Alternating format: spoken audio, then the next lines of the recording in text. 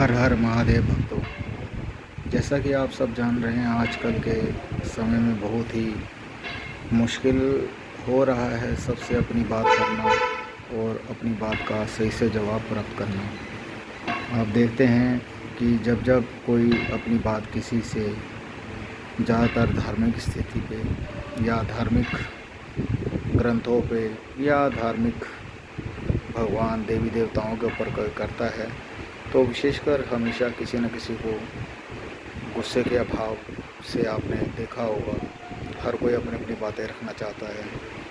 कोई किसी धर्म को मानता है, कोई किसी धर्म को मानता है। मानना कोई मुश्किल नहीं है, आप किसी भी धर्म को मानें, लेकिन सभी धर्मों में एक ही प्रथा जो कि सबसे विशेष मानी जाती है कि आप सभी एक दूसरे के साथ प्रेम से रहें, सभी अपने विचार एक दूसरे को साझा करें और सभी की सुन के जो आपको ठीक लगे उस विचार पे आप अमल करें। जैसा कि देखा जाता है कि आजकल राम को मानने वाले, श्याम को मानने वाले और बहुत से धर्मों को मानने वाले बहुत ही प्रचलित हो रहे हैं और समाज में बढ़ते हुए विकास का कारण भी यही है। आस्था, स्पिरिचुअल होना बहुत ज़रूरी है। हिंदू धर्म विशेषकर सभी धर्मों से बड़ा धर्म है। यहाँ पर हर तरह के देवी देवता आपको हर मंदिर में विराजमान उपस्थित मिलेंगे। ऊर्जा विद्यमान रहती है सभी देवी देवताओं की उनके अंदर। बस आपका मन शुद्ध और आपके विचार शुद्ध रहने चाहिए।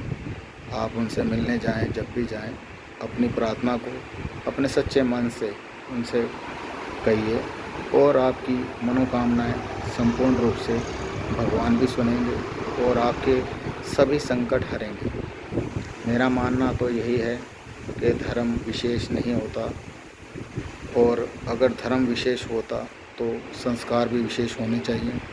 आपको अपने संस्कार भी अपनाने होंगे। आप किसी को भी बिना वजह कोई भी चीज़ नहीं थोप सकते हैं, क्योंकि सभी चीज़ें मन से जुड़ी हुई हैं। अगर आप परमात्मा का भी मान रखना चाहते हैं तो एक दूसरे का सम्मान देना सीखिए। धर्म हमें यह सिखाता है कि परमात्मा तो एक है, पर परमात्मा ने अपने धर्म को चलाने के लिए बहुत से काम किए हैं, जिसमें उन्होंने हिंदू धर्म में कई जन्म लिए हैं।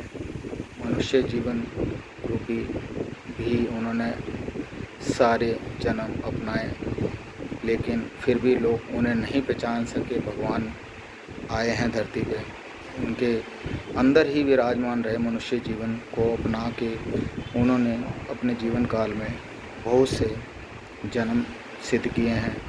और मैं यही चाहता हूँ कि अब इंसान को भी समझना चाहिए कि परमात्मा आपसे विमुख नहीं है, आपके भीतर ही विराजमान है।